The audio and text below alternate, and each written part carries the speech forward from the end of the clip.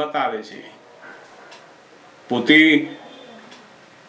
આગલા અવતારની અંદર જે ડિસાઈડ કરેલું કે આ સાચું, એટલે આજે બુદ્ધિ એને શું બતાવે, આને સાચું બતાવે છે. બસ દરેક સંજોગોમાં બુદ્ધિ તો એનું કામ કર્યા જ કરવાની છે, પણ એ વખતે બુદ્ધિને પોતે હવે જ્ઞેય સ્વરૂપે જુએ કે નહીં, આ જે સાચું બતાવે છે એ ખરેખર ટેમ્પરરી રીતે સાચું છે, વાસ્તવમાં કાયમ માટેનું સાચું નથી.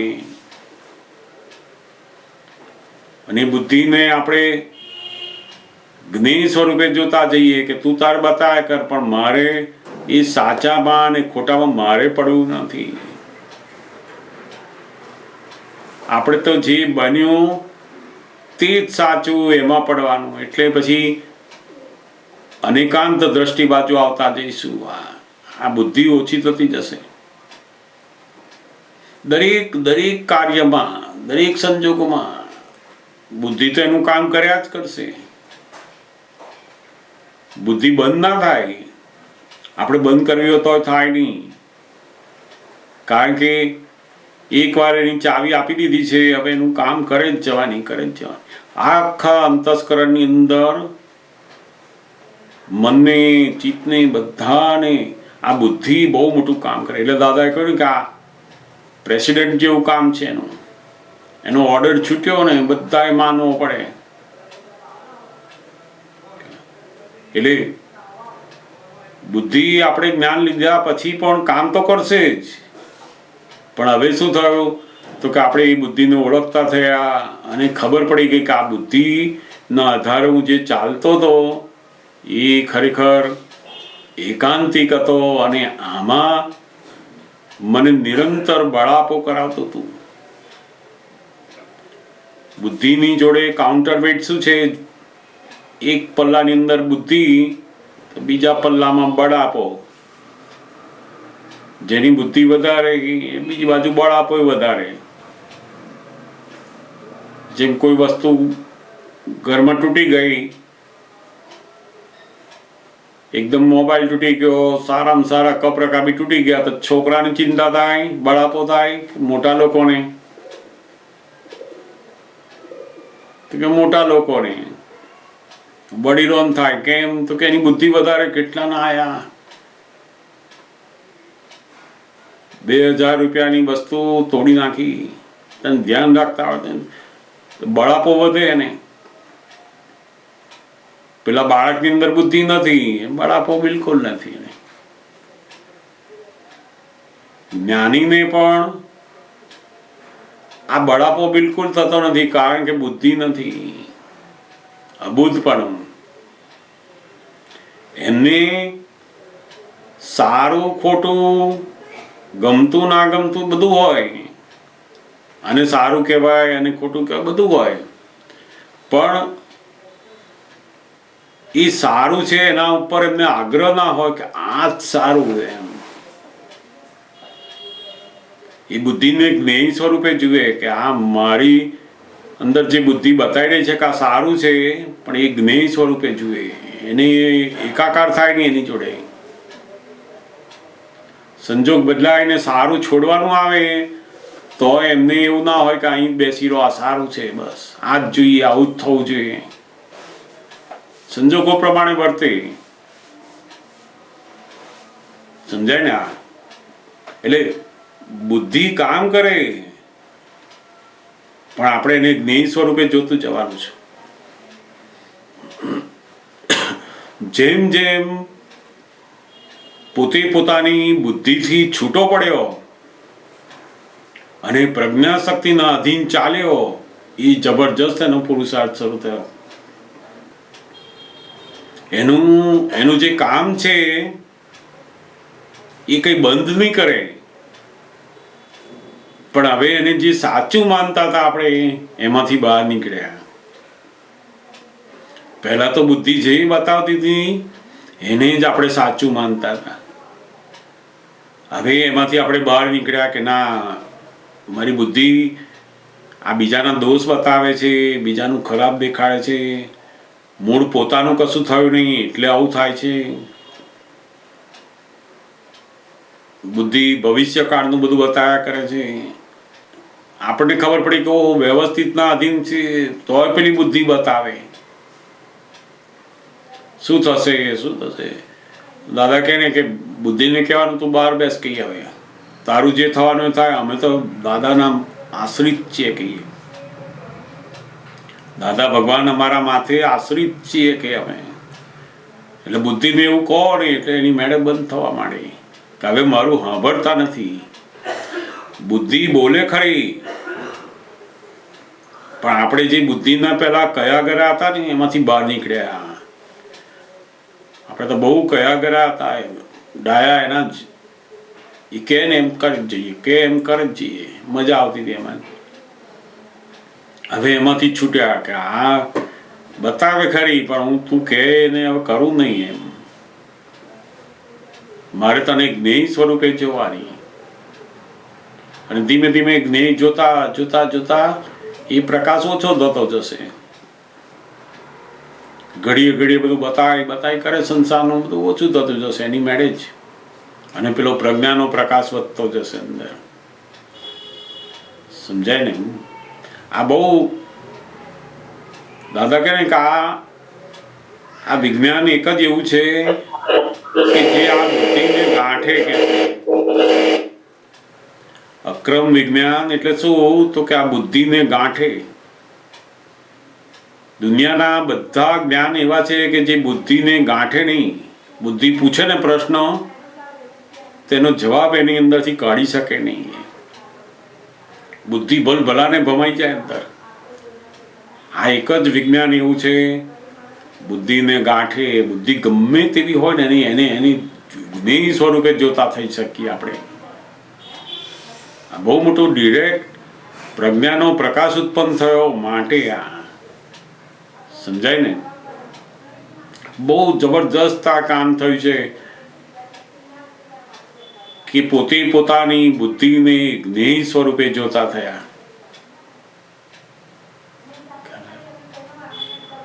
લોકો બુદ્ધિના અધીન જ રહ્યા છે. અને દાદા કહે ને કે જેટલા પોતે બુદ્ધિના અધીન રહ્યા એટલા જ બુદ્ધું થાય છે. પછી એની દશા કઈ આવી? બુદ્ધું થવાની. 70 વર્ષે ખબર પડે કે બધા લોકો મને બનાવી ગયા. 70 વર્ષ થાય ને, પહેલા તો કશું ખબર ના પડે, પણ 70 વર્ષ થાય ને ત્યારે ખબર પડે કે છોકરાઓ બનાવી ગયા, છોકરીઓ બનાવી ગયા, વાઈફે બનાવી ગઈ, બધા સગાવાલાએ બનાવી ગયા. આપણને કોઈ કશું કર્યું નથી, આપણને બનાવી ગયા અને આપણે બની ગયા. એમાં કેમ તો કે પેલી બુદ્ધિથી. બુદ્ધું છેલ્લા બનાવી દે આપણને. બુદ્ધિ બુદ્ધું બનાવી દે. સમજાય ને? બહુ બહુ અદ્ભુત દર્શન છે આ દાદા ભગવાનનું, એક અનેકાંત દર્શન.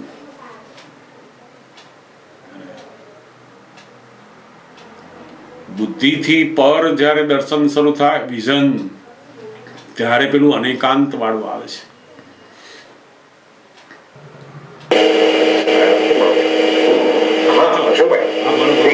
બીજું ટાઇટલ મેં જોયું હતું એમાં કે શાદવાદ, અનેકાંત અને નયવાદ.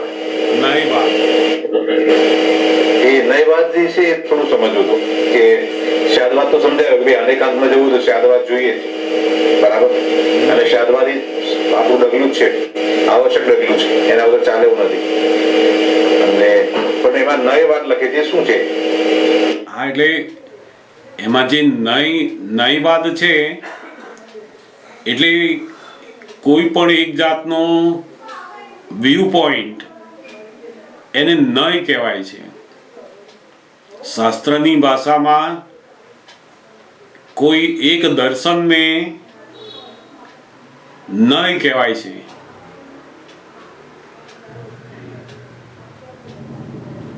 છ દર્શન આપેલા છે. ભારતીય સંસ્કૃતિના અધ્યાત્મની અંદર 6 જુદા જુદા દર્શન છે. એમાંનું એક જે દર્શન છે એમાં નયવાદ આવે છે. એ નયવાદ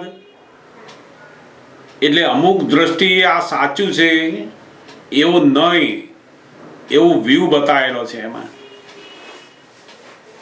તો એક જ વ્યૂ પોઈન્ટની સાચો માન્યો છે નહીં વાત છે બધા. બીજા બધા દર્શનને એ ખોટા કે. જેમ સટ દર્શન, 6 દર્શન છે, વેદાંત, જૈન બધા દર્શન છે. આ બધા આત્માને જાણવા માટેના જુદા જુદા દર્શનો છે. એમાં 6 મુખ્ય દર્શનો, પછી એની બધી અનેક ધારાઓ બીજી છૂટી પડતી હોય. એક દર્શનમાંથી બીજા અનેક દર્શનો, બીજી અનેક વાતો, સંપ્રદાયો, બધું અનેક છૂટું પડતું હોય. પણ મુખ્ય 6 ધારા, સટ દર્શન, 6 દર્શન. અને એમાંનો એક આ નય છે, નય દર્શન. એ બીજા બધા દર્શનને ખોટું કહે કે આ એક જ સાચું છે, આનાથી જ આત્મું જણાઈ શકે. એટલે એક બહુ મોટા તત્વ વિચારક હતા ને, બહુ મોટા પ્રોફેસર હતા અને બધા દર્શનોના બહુ મોટા જાણનાર માણસ. એમણે દાદા ભગવાનને પ્રશ્ન પૂછેલો આ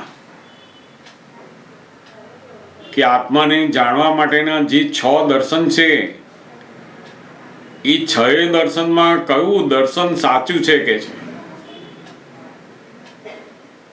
ત્યારે દાદા ભગવાને કહ્યું કે આ બધા દર્શન કેવા છે, નઈ વાત છે, વ્યૂ પોઈન્ટ છે એક. આ બધા દર્શનો જેને જાણવા માંગે છે ને એ સાચું છે કે છે. દાદા ભગવાને શું કહ્યું? તો કે આ બધા દર્શનો શું જાણવા માંગે છે? તો કે આત્મા શું છે એ સાચું છે. આ દર્શન સાચા છે એમાં પડ્યા તો પછી પેલો મૂળ જે ડેસ્ટિનેશન છે ત્યાં પહોંચશો નહીં. જેમ નહીં આપણે વાર્તા જાણતા હતા ને કે હાથી હોય અને પેલા આંધળા લોકો બધા પૂછે કે ભાઈ હાથી કેવો છે, તો એ કે પૂંછડું જાલ્યું હોય, કે પગ જાલ્યો હોય, કે સૂંઢ જાલી હોય, કે કાન પકડ્યો હોય, તો બધા જુદા જુદા વર્ણન કરે હાથીના. હવે દેખતો માણસ હોય ને એને ખબર પડી જાય કે આ જે પગનું વર્ણન કરે છે એ સાચું છે, પૂંછડાનું વર્ણન કરે એ સાચું છે, સૂંઢનું વર્ણન કરે એ સાચું. આ બધું દર્શન ભેગું થાય ને ત્યારે પેલો હાથી શું છે એ સમજાય કે છે. તો કે અનેકાંત દર્શન એટલે શું? તો કે આ બધા નય સાચા છે અને કઈ કઈ દ્રષ્ટિથી સાચા છે એને સમજાય છે ત્યારે પેલી વસ્તુ દેખાય છે ને. જગતના લોકો શું કરે? એક જ નહીં, એક વ્યૂ પોઈન્ટ. કે હાથી કેવો છે? તો પેલા પૂંછડું પકડ્યું કે દોયડા જેવો છે, બસ એ એક જ પકડીને બેસી રહ્યા છે. એ કે ના ભાઈ હાથી દોયડા જેવો જ છે. પેલો પગ પકડનાર કે હાથી થાંભલા જેવો જ છે, તો બેસી જ રહ્યા છે, થાંભલા જેવો જ છે એમ કરીને. એ નઈ વાત છે, એક જ વ્યૂ પોઈન્ટ, એને જ સાચો માને છે. જ્યારે પેલો નઈવાદ થી આગળ જાય, અનેકાંત ઉપર આવે, ત્યારે આ બધા વ્યૂ પોઈન્ટને સાચા માને છે પછી. અને ખરેખર સત્ય શું છે? તો કે આ બધા વ્યૂ પોઈન્ટ જેના માટે લખાયા છે, જેના માટે ઉત્પન્ન થયા છે એ સાચું છે. જેમ આપણે સુરત જવું હોય ને તો સુરત માટેના 10 રસ્તા હોય. હવે કોઈક રસ્તો બહુ સુંદર બનાવ્યો હોય, આરામદાયક, બહુ સુંદર, મજાના ઝાડ પાન આવતા હોય, બગીચા બધું, તો આપણે કહીએ કે આ જ રસ્તો સાચો. તે આપણે એ રસ્તા ઉપર જ ચોંટી જઈએ છીએ. આપણે સુરત પહોંચવાનું છે એ ભૂલી જઈએ છીએ પછી. ખરેખર તો આ બધા રસ્તા છે અને એ રસ્તા એ તમને ડેસ્ટિનેશન, મૂળ જગ્યા ઉપર લઈ જાય એટલો સાચો. પછી છોડી દેવાનો એ રસ્તો.